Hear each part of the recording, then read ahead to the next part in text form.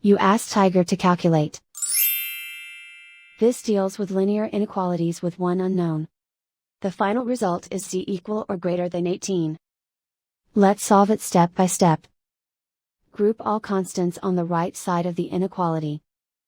Add 5 to both sides.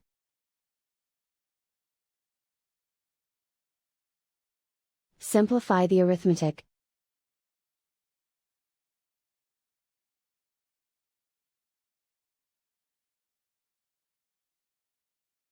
Isolate the z. Multiply both sides by 3.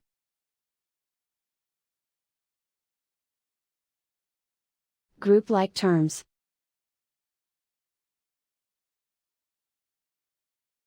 Multiply the coefficients.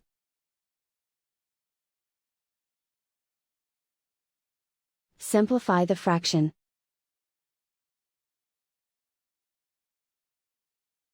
Simplify the arithmetic.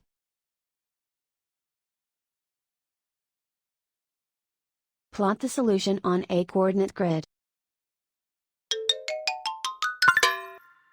And so the final result is c equal or greater than 18.